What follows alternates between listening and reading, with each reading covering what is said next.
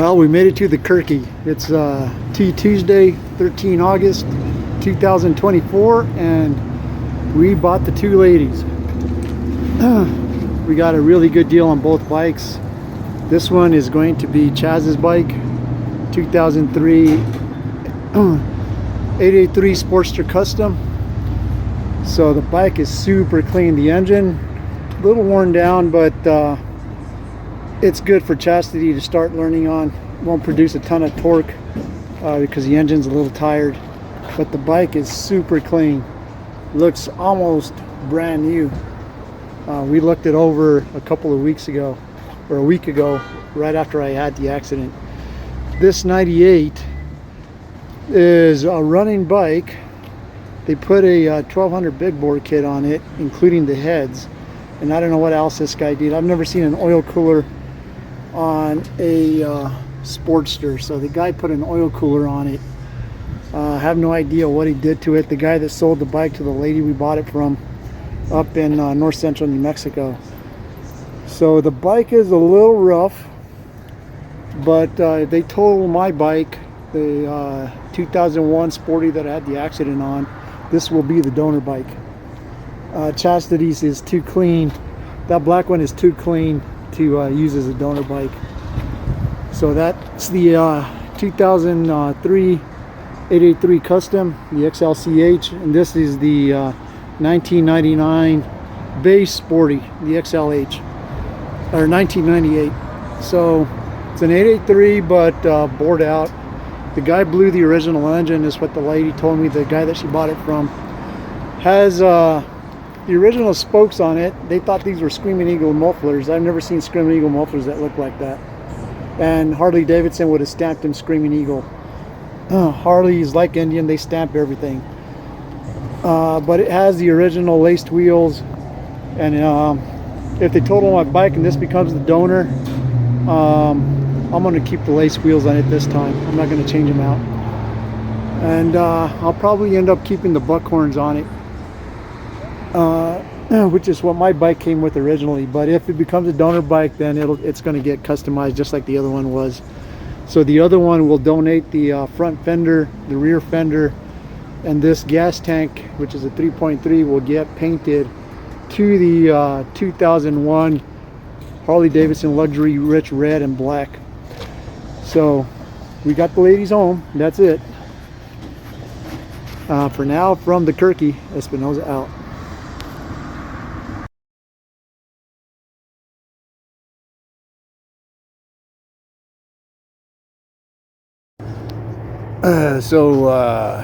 Happy hump day. Good morning from the Kirky, folks. Starting out as a cool morning here in the Kirky, and we got the ladies home. So let me turn this around and look at these bikes in daylight. So we got the 883 Custom. This was a potential donor bike for Chaz to start on, because she's finally gotten the bug a little bit, and she wants to start riding her own bike. So better late than never, and we ain't old yet. So this bike is so clean. I can't, my mechanic will find whatever is ailing it, because the price that we got it at, there's got to be some bug on the bike. The paint, looking at it in daylight, paint looks new. Not a chip on it. I can't find a chip anywhere. Can't find a chip on the frame. Sorry about that. If you put a lot of keys on your I think 96 to 2003 Sporties, usually they'll cling on here and they'll chip the paint there. That's where my Sportster's chipped, right there, because of the keys I had on it. I had a lock key and then my ignition key. But this bike does not have any chips on it, and whoever had it to put a ton of miles on it, the laced wheels on my bike only lasted like this color about a year. This is a 2003, and they either had this garage kept and somehow put 39,000 miles on it, or these are brand new laced wheels. They look brand new. The tires are not cracked, good tread. I ordered the stock, the OEM plate that goes on there. I don't really like those. I don't even like the one I put on my Fat Boy. So I got, it'll say 883 custom on it. So this is the 2003 Sportster Custom, the 883. So it even has a stock seat, which is crap. Harley-Davidson, I don't know what their seats are like now on their new bikes, but back then their seats were absolutely horrible. I think they must have spent $1.50 making the seat and then charging us probably $500 for the seat to be on the bike. You got the original solid wheel, because back then the Sportster Customs came with a solid rear wheel and a laced front wheel.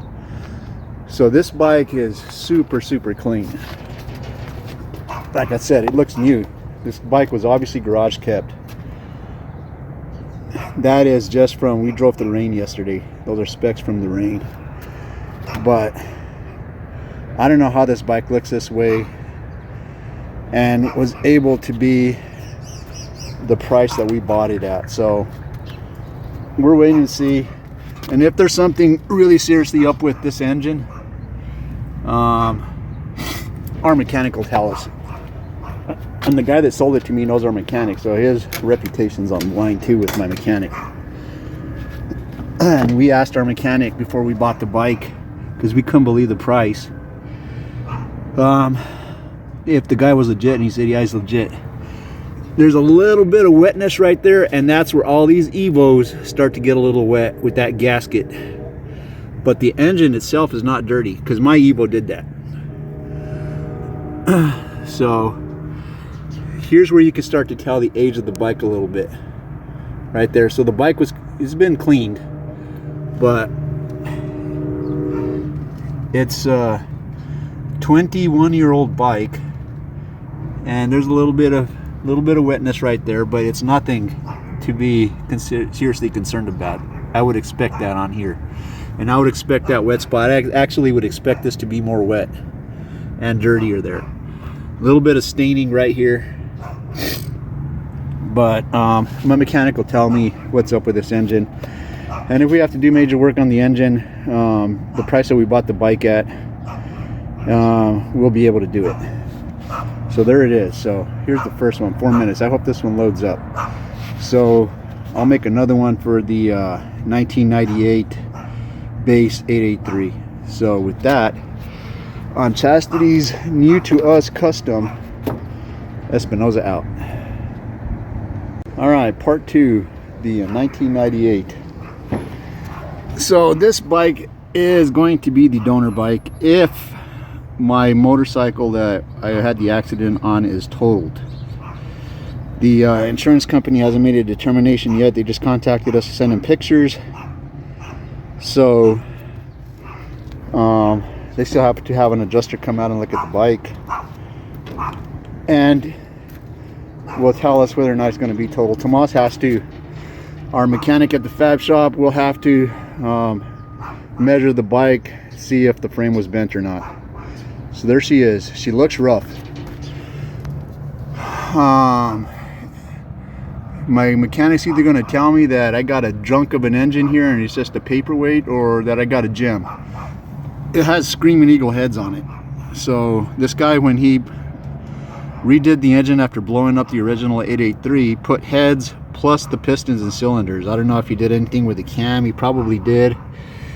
He did get into the points of the bike, the electronics, because that is aftermarket, and you have to actually drill out to pull that out to get to the points in the ignition module, or whatever the hell it is down there. I'm not a mechanic, but I know that's where all the make it go electricals are. And then these mufflers, there's no way they're Screaming Eagle mufflers. 98 mufflers would have looked similar to the 2001 ones, because I had Screaming Eagles on my Sporty before I went to S&S. It looks like it has the original laced wheels. This is what I expected the laced wheels of that 2001 to look like, and they don't, because these are a pain in the butt to keep clean. And if this becomes a donor bike, I said I would keep the laced wheels last night, not on the motorcycle. I'll just save them for another bike if we have to use this one to recreate my 2001. So we don't know if the speedometer and tachometer work on this yet. The miles on this bike don't mean anything anymore since the engine's pretty much being completely rebuilt. It has the original buckhorn handlebars. I want to save those for if this one's the donor for another Sporty that we'll probably get, because I'm gonna grab these up while they're still at very low prices, because eventually these old PW Harleys are gonna become lesser in number and more expensive. Now is probably a good time to buy a used pre-woke PW Harley-Davidson. So there she is. And if it doesn't become the donor, I'll run it. I'll have my mechanic get it running. Like I said, this might be a gem of an engine, or it might be a big old paperweight. But I got a very expensive, pretty much S&S motor in my 2001 that is not leaking oil. The oil that was visible on the side of the street is when the bike got put on its side, and it's just whatever came out. Because it's been parked now for over a week, and there's no wet spots underneath the bike. So the engine is and the transmission are still good on my bike. My bike took the hit right here, and it bent the shock, and that is what is telling my mechanic and anybody that knows about motorcycles and accidents that there is a possibility, since the shock bent, that it had to give right up in here, and a strong possibility that it bent the frame when the shock was bent. And if that is the case, the bike will be totaled, and that Sportster will donate the rear fender, which is not scratched, and the front fender, which is not scratched, and this tank will be painted to the 2001. I think the colors ran from 98 to 2001, the two-tone luxury rich red and vivid black that Harley-Davidson had, and that is the color of my bike. So with that, hopefully these two videos load up. Espinoza out. All right, part 3 of the Sportster Chronicles, the 2001. My first motorcycle, my first Harley-Davidson. So bought this through military sales in Germany in 2001. Waited 6 months for it. I had originally wanted the blue and silver two-tone that Harley-Davidson was offering back then, but that color was not available, and I ended up getting the luxury rich red and black. So that engine right there, as I've said before, that's an S&S engine.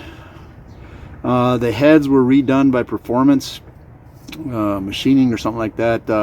S&S no longer offers heads on the Sporty engines, and the cylinders and pistons are, and the cam is S&S. The lower end flywheel, the transmission, everything is still Harley-Davidson.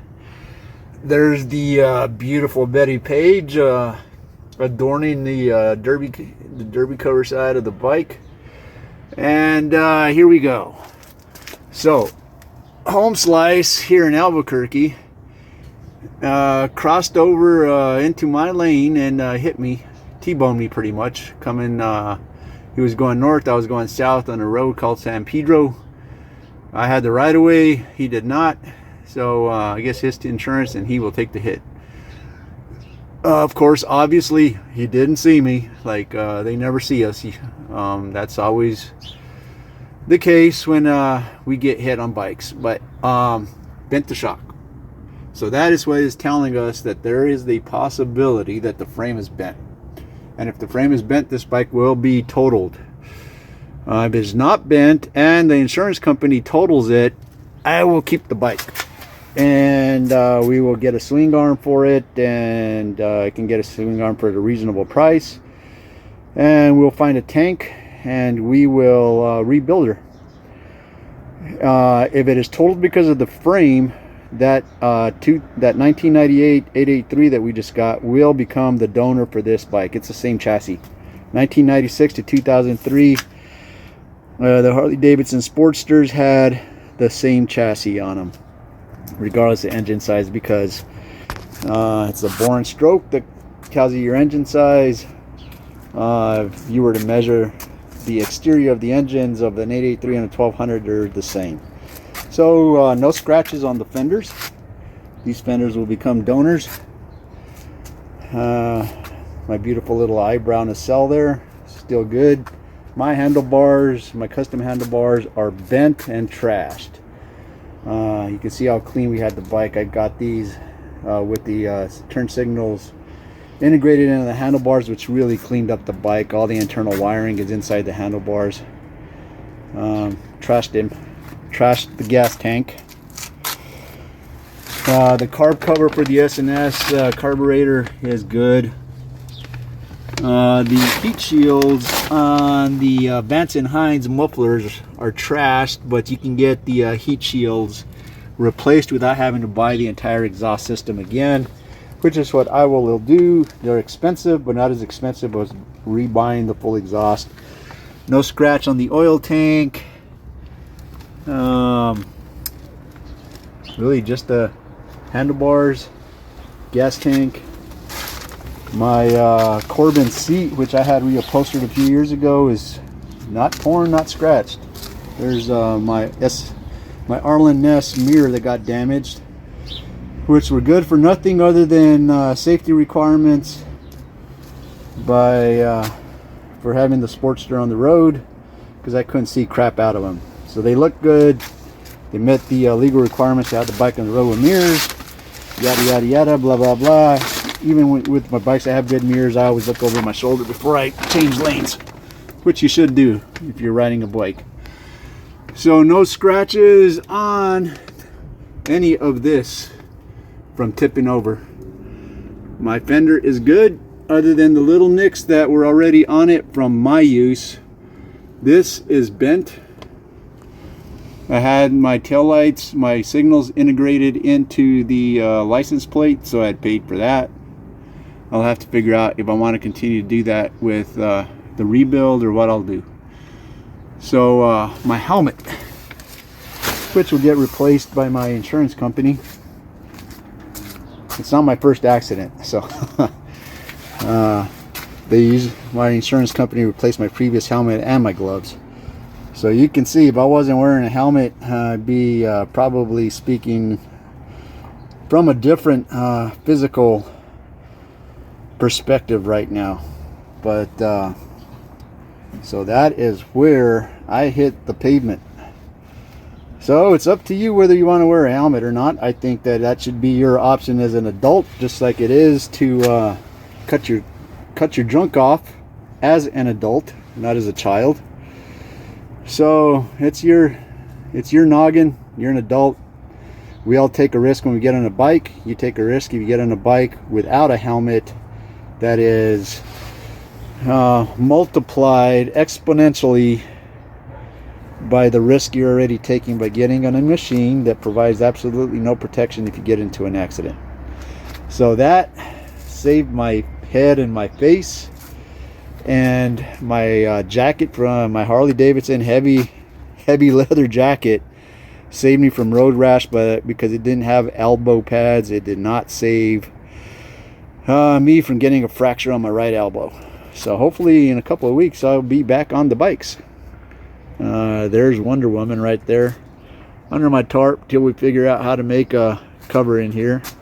And there's my other Sporty that I can ride still, and blah blah blah. There's my Wonder Woman's little sister, all nice and cozy in here with my Buell Firebolt. So with that, from the Kirky, I don't know if this one will load. I might have to remake it. Espinosa out.